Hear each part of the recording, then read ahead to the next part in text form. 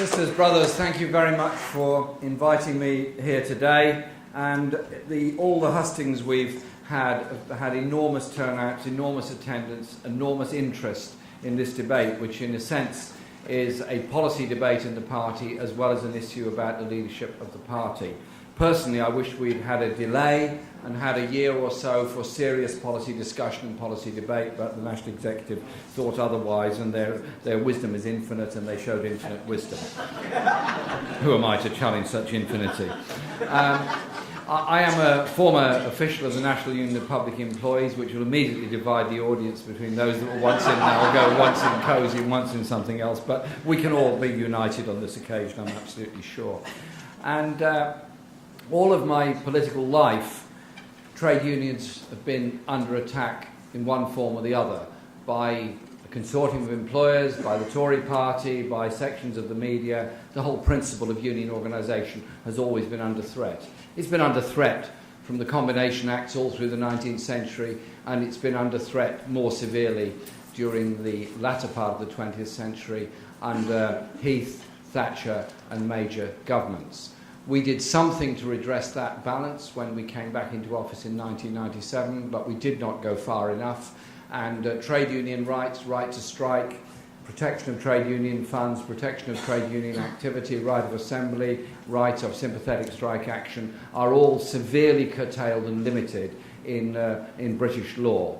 And we indeed trail a long way behind most of Europe in trade union rights of law, and indeed in some cases we're even behind international labour organisation conventions. So I think we've got to be very clear that the new attacks on trade unions and balloting procedures, the attacks on facility time that are taking place all over, the attacks that are taking place through blacklisting and many other things, we've got to stand up against that. And the party, the Labour Party, must be proud of our foundation by the trade unions, proud of our link with the trade unions, but above all, let's extend and deepen and strengthen that link. There are 3 million organised workers that are affiliated to the Labour Party. There are 3 million other trade unionists who are not affiliated through their unions to the Labour Party. Wouldn't it be nice if we got the majority, if not all of those unions, back into the fold as affiliated to the party, to make the Labour Party the centre of radical political activity and radical political cause in this country? I believe we can do that, and we should work very hard to achieve that. The issues that we face at the present time are frankly horrific, on austerity, on threats to our very organisational existence. I mentioned EU laws and workers' rights across Europe. There is a real problem down the road, Transatlantic Trade and Investment Partnership. It is not just the NHS that's under threat through TTIP. It's the whole principle of public investment, public service and public provision. That is what that trade treaty is about. It's about a race to the bottom. It's the lowest common denominator on either side of the Atlantic that we're going to have foisted upon us. A treaty done in secret to empower global corporations. I think we should have none of it. It is possible to undertake trade treaties that protect trade union rights, that protect people, that eliminate poverty and all those things. It's possible to do that. I've got 21 seconds left. I'll just say this. We lost the election tragically. We lost the election because we did not offer a sufficiently different economic alternative. We have to stand up against the idea that austerity will solve the problem. Austerity is leading to greater division, greater inequality and greater poverty in Britain. We can, must and should and will do differently and do better. Thank you very much. Thank you.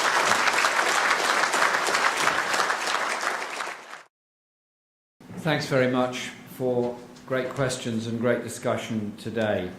We're embarking on another 5-year attack on everything that we believe in by this government.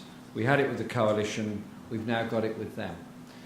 And they're followed in support by various media outlets that blame migrants, blame the poor, blame those on benefits, anybody except the real causes of the economic problems that this country faces.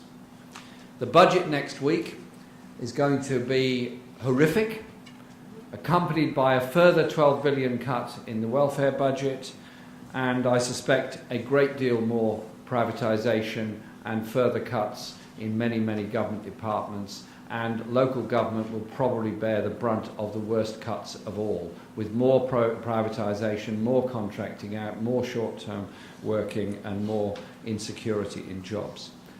The results of this are going to be a much deeper and more unequal society in Britain. We already are the most unequal society in Europe. We already have an unprecedented number of people, almost unprecedented number of people living in desperate and deep poverty, and that poverty is getting worse. Ian Duncan Smith's solution to the problem of child poverty is to redefine it. So you keep changing the goalpost so it looks different.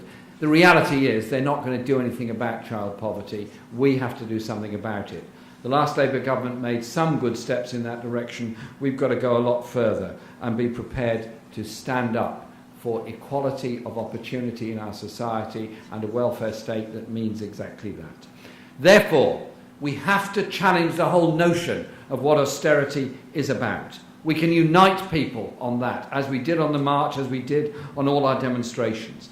But we have to do things collectively. Collectively, as a party, as a union. And Tony Benn once said, the best leaders are those you don't remember because we did it ourselves. Thank you.